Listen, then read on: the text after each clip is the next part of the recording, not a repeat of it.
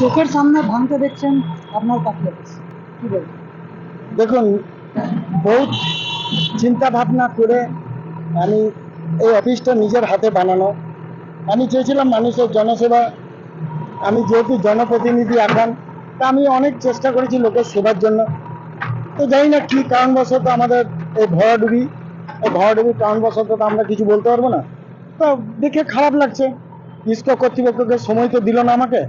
কাল বিকেল 5টার সময় এসে বলেছিল যে আপনার ইয়ে কথা, আমরা নোটিশ পাই না, আমাকে 4-5 দিন সময় দিন, তাহলে আমার জিনিসপত্রগুলো বাঁচাতে পারি।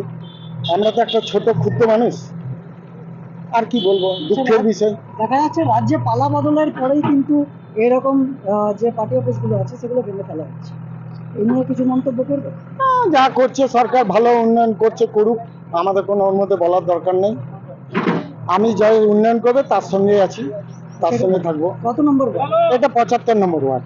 আপনার পরিচয়? আমার নাম হচ্ছে 75 নম্বর ওয়ার্ডের কাউন্সিলর কাঞ্চন মুখার্জি।